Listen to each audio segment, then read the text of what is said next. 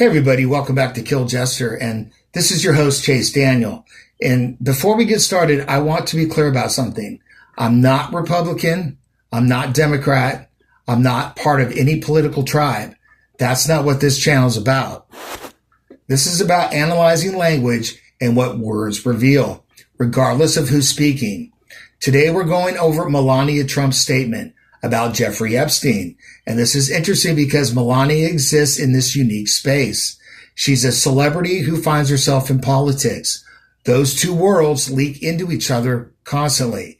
Celebrity culture, political culture, they overlap, they influence each other, and that creates a fascinating dynamic. So on April 9th, 2026, Melania makes a rare public statement from the White House. And I mean, it's rare. She doesn't do this. She stays low key. She's not a media person, but something triggered this. Something made her walk out to that podium and deliver this statement. And here's what makes it even more interesting. President Trump, he didn't even know she was doing this. Her own staff was caught off guard. So what happened? That's what we're going to find out in her words, not through speculation, through her actual language. Because when you analyze what someone says, you can find what they're not saying directly. The invisible story, the who and the why that's hidden in the language patterns. So let's break it down line by line. So here's the first half of her statement. We're going to go through this carefully, analyzing what each line reveals. She starts out, "Good afternoon. The lies linking me with the disgraceful Jeffrey Epstein needs to end today." Stop right there. It needs to end today. Why today specifically? That's time-sensitive language. Something changed between yesterday and today that made this urgent. Not these lies need to stop, not I'm addressing rumors, need to end today. Something just happened. Something reached a critical point. And notice what she calls them, the lies. Which lies? She doesn't specify. She's being vague about what lies, but every specific about when they need to end. That tells you she's responding to something current, but she's not going to name it directly. She calls Epstein disgraceful. That's distancing language. She's making it clear. I condemn him. I'm not associated with him. Then the individuals lying about me or are devoid of ethical standards, humility and respect, are lying, present tense, not have lied or lied in the past, are lying, right now, ongoing. Someone is currently making accusations. This isn't about old rumors. This is about something happening now. And the individuals, plural but vague, she's not naming anyone. Why? Either she doesn't know who, or she knows it's multiple sources and naming them, which could then give them more attention. Then she attacks their character, devoid of ethical standards, humility, and respect. That's not addressing what they said. That's attacking who they are. When someone responds to accusations by attacking the accuser's character, that's a deflection from the content of the accusation. I do not object to their ignorance, but rather I reject their mean-spirited attempts to defame my reputation. I do not object to their ignorance. That's superiority language. She's positioning herself above them. They're ignorant. She's informed. Mean-spirited attempts to defame my reputation. Defame is legal language. Defamation is a specific legal term. She's framing this as they were intentionally trying to damage my reputation. This is malicious, not mistaken. That's setting up a legal action, or at least threatening it. Now watch this next part carefully. I've never been friends with Epstein. First denial, friendship, never. That's absolute language. No qualifiers. No, not really or not close. Never. But then immediately after, Donald and I were invited to the same parties as Epstein from time to time, since overlapping in social circles in common in New York City and Palm Beach. Wait, she just denied being friends, but now she's explaining why they were at the same events. If you're not friends and there's nothing to explain, why are you explaining? Because she knows there's photos. She knows there's evidence of them together. So she provides the explanation before you ask. We were in the same social circles. That's normal in New York and Palm Beach. Notice the language, invite to the same parties, not invited by Epstein. Very careful. She's managing how to interpret the evidence from time to time, minimizing the frequency. This is defensive positioning. She's managing a narrative. She continues, to be clear, I had never a relationship with Epstein or his accomplice Maxwell. To be clear. When someone says to be clear, it means there's been confusion or questions. Why does this need clarification? His accomplice, Maxwell. She defines Maxwell only in relation to Epstein. That's distancing. Maxwell is not a Ghislaine Maxwell socialite. She's his accomplice. Never had a relationship. What kind of relationship? She's vague. But then she gets very specific right after that. My email reply to Maxwell cannot be categorized as anything more than casual correspondence. My polite reply to her email doesn't amount to anything more than a trivial note. There's an email. It's public. She's minimizing it before you read it. Cannot be categorized. She's telling you how to interpret it. Doesn't amount to anything more than a trivial note. That's extreme minimization. And notice my polite reply to her email. So Maxwell emailed her first. That's defensive language. She's framing it as Maxwell reached out. I responded politely. But here's the problem. The actual email says, Dear G, nice story about JENY Mag. You look great on the picture. I know that you are very busy flying all over the world. How was Palm Beach? I cannot wait to go down. Give me a call when you are back in New York. Have a great time. Love, Melania. That's not a trivial note. That's friendly. That's familiar. Dear G, nickname. Love, Melania. I cannot wait to go down to Palm Beach. Give me a jingle. This is someone who wants to connect, wants to meet up. That contradicts trivial and casual. She's minimizing evidence that doesn't support her narrative. Then this. I am not Epstein's victim. Stop. Who said that you were? No one publicly accused her of being Epstein's victim. So why is she denying it? This is unprompted denial. And in statement analysis, unprompted denials are significant. When someone denies something you didn't accuse them of, they're addressing an invisible accusation. Because in the current rumors of accusations suggest she had knowledge of or was involved. She preemptively denied victim status. Why? Because she's a victim. That means she was there. She was exposed to his behavior. She had knowledge. By saying, I am not a victim, she's trying to distance herself from my suggestion. She knew what was happening. Epstein didn't introduce me to Donald Trump. Very specific denial. Someone is claiming Epstein introduced them. This is a specific rumor she's addressing. I met my husband by chance at a New York City party in 1998. By chance, emphasizing it was random, not planned. Exact year, 1998. And then this initial encounter with my husband is documented in detail in my book, Melania. She's citing her own book as evidence. That's not independent verification. That's her own narrative. But then specifically the year, the by chance, the book reference suggests this claim is being made now. Someone is saying Epstein introduced them, and she's shutting it down with details. The first time I crossed paths with Epstein was in the year 2000 at an event Donald and I attended together. Crossed path. That's minimizing language. Sounds accidental. Year 2000, 2 years after she met Trump. And then at an event Donald and I attended together. She wasn't alone with Epstein. She was with Donald. She's building a timeline to counter a narrative. The level of specificity suggests someone is claiming she knew Epstein before Trump or knew him independently. She's putting that down. No, I met Trump first in 1998. I met Epstein in 2000 when Donald Trump at an event. At the time, I had never met Epstein and had no knowledge of his criminal undertakings.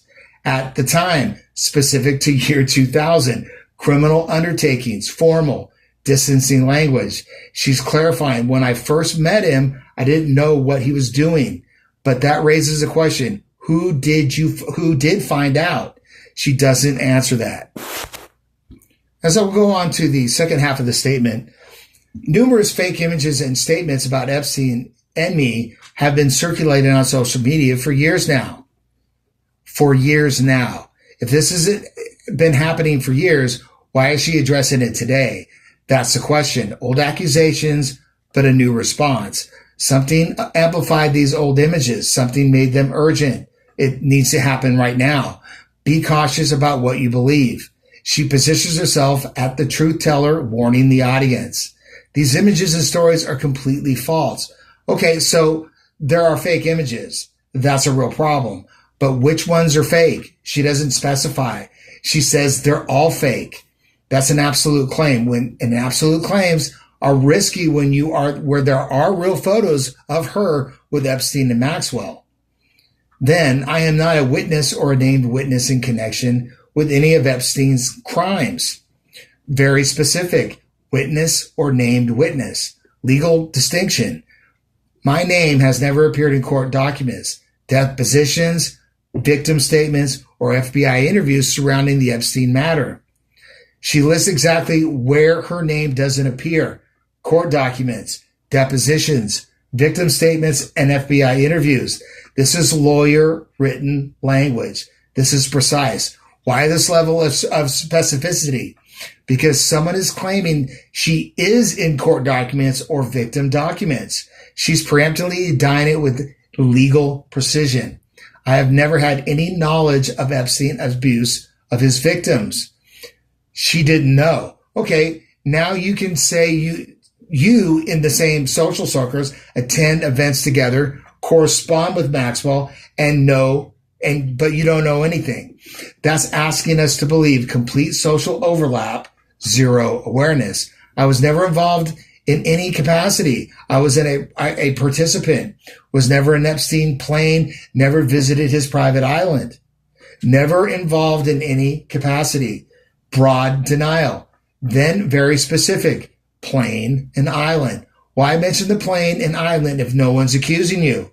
Because someone is accusing you. These are specific denials addressing specific accusations. You were on the plane. You were on the island. And she's saying, no, I wasn't. But that means those accusations exist. She's not naming who's making them. I have never been legally accused or convicted of a crime in connection with Epstein's sex trafficking, abuse of minors, and other repulsive behavior. Legally accused or convicted. That's a very specific denial. Not, I didn't do anything wrong, but I haven't been legally accused. She lists the crimes. ST, abuse of minors. Repulsive behavior. She condemns it. But the framing, never been legally accused, suggests there might be non-legal accusations floating around. She's drawn a line. No legal action has been taken against me. Then, the false smears about me from mean-spirited and politically motivated individuals and entities looking to cause damage to my good name to gain financially and climb politically must stop. Here's where we find the who. Politically motivated individuals and entities, not just people, entities, organizations looking to gain financially and climb politically. Two motives, money and political advancement. So who is she talking about? Political opponents equal media entities making money off this story. She's saying this is political. This is about financial gain. This is about people using me for their own advancement. That tells you she's positioning this as a coordinated attack from multiple sources with political and financial motives. My attorney and I have fought these unfounded and baseless lies with success and will continue to maintain my sound reputation without hesitation. My attorney and I, legal team, is involved with success. She's won before. Then she lists who she's beaten. Today, several individuals and companies have been legally obligated to publicly apologize and redact their lies about me, such as the Daily Beast, James Carvell, and HarperCollins UK. So Daily Beast retracted in the past. Carvell apologized last year. HarperCollins UK removed claims from book last August. All these are old victories, so why bring them up now? Because she's establishing a pattern. I've beaten false accusations before, I'll beat them again. But if she already won against these people, they're not the current trigger. The current trigger is someone new. She's not naming them. Then the pivot. Now is the time for Congress to act. Immediate shift away from herself. After all those denials, she immediately pivots to Congress.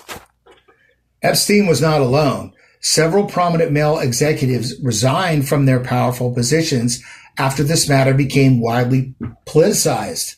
Epstein was not alone. There are others.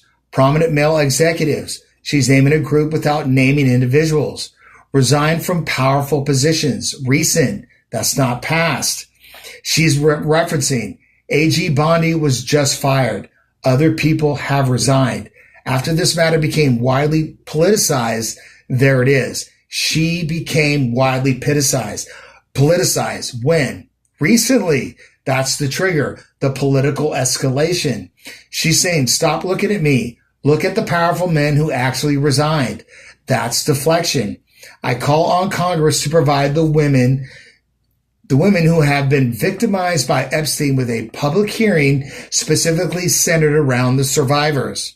She's calling for survivor testimony. Why? Because it positions her as an advocate for victim.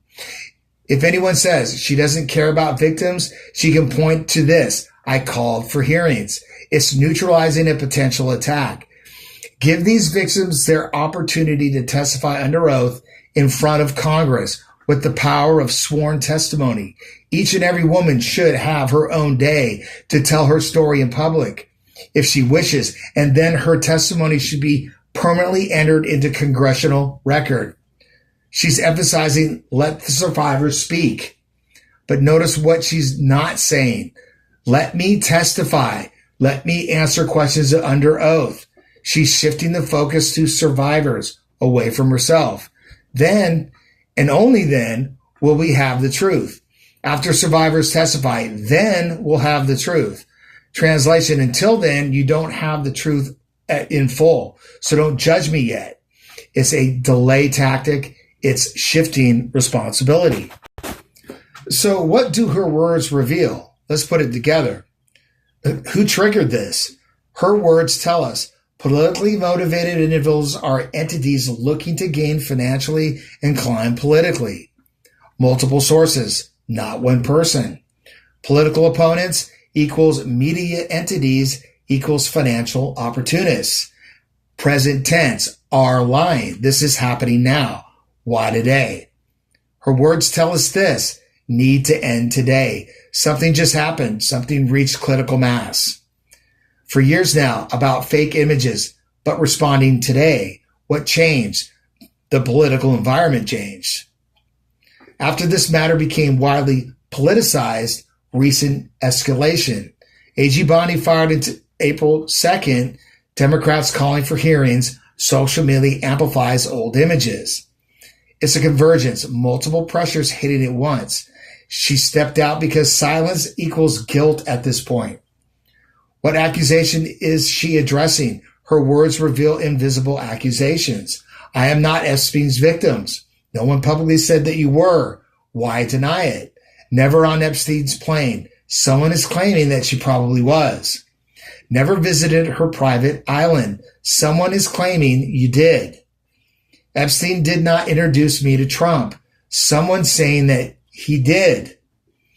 There are specific denials addressing specific accusations that we can't see publicly, but she knows about them and she's addressing them preemptively. The minimizing pattern. Her email is Maxwell doesn't amount to anything more than a trivial note. But the emails say, love Melania. I cannot wait to go down. Give me a call. That's not trivial. That's friendly and familiar. She's minimizing evidence that doesn't support her narrative. Then the deflection. After all her denials, immediate pivot. Now Congress must act. Let survivors testify. Translation, stop looking at me. Look at the powerful men. Look at the survivors. That's classic deflection. Her words reveal this isn't truth-telling. This is damage control. She manages a narrative under pressure from multiple sources in a politically charged environment. And we found all of that in her words without explanation. So what can we learn from this? How this applies to our lives? Lesson 1, needs to end today. Something just happened. When someone says something needs to end today, ask yourself, why today? What changed them between yesterday and today? In your life, if someone who's been silent suddenly speaks up, something reached a critical point. Lesson 2, question tense are lying, ongoing. Present tense means it's happening now, not past accusations. In your life, notice when someone uses are doing versus did. The tense tells you the timing. Lesson 3, denying things no one accused you of. When someone denies something unprompted, they're addressing invisible accusations. In your life, I wasn't even there. When no one asked you where you were there. Question 4, minimizing language. Doesn't amount to anything more than trivial. About an email that says, love Melania. In your life, when someone minimizes evidence, they're managing it, not explaining it. Lesson 5, vague, individuals and entities, not naming who, either doesn't know who or has multiple sources. In your life, people are saying without naming who, managing a narrative without accountability. Lesson 6, immediate deflection. After denials, immediate shifts to Congress must act. In your life, watch for subject changes right after someone's been challenged. That's deflection. Lesson 7, timing reveals pressure. The question isn't just what they say, but when and why now. In your life, someone who's been silent for years suddenly speaking up. Pressure reaches critical mass. This statement is a perfect example of how forensic analysis works. Sometimes the most important information is what someone doesn't say directly. Melania never named who's making accusations. She never says what specifically triggered this today. She never explains why she needs to deny being on a plane or island when no one publicly accused her of it. But her words reveal all of it at once. Who? Political opponents and media entities with financial and political motives. Why now? Critical mass of pressure. Epstein files, AG bonding, firing, political escalation, social media amplification. Invisible accusations about the plane, the island, knowledge of crimes. Epstein introduced her to Trump. All of that is in her words. You just have to know how to find it. And that's what statement analysis does. It finds the invisible story, the story between the lines, the story in what not being said directly. This isn't about politics. It's not about Republican or Democrat. I'm not rooting for one side or other. This is about understanding how language reveals the truth. Melanie exists in this unique space, celebrity culture meeting political culture. Those worlds leak into each other constantly. And when someone in that space makes a rare public statement, you can learn a lot by analyzing what they say and what they don't say. Her words revealed this is damage control under pressure, not truth-telling. And we found that by analyzing the language itself.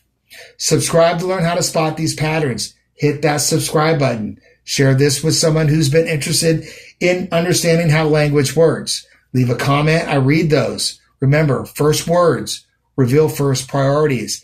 And what's not said reveals much as it does. Thanks for watching. I'll see you in the next one.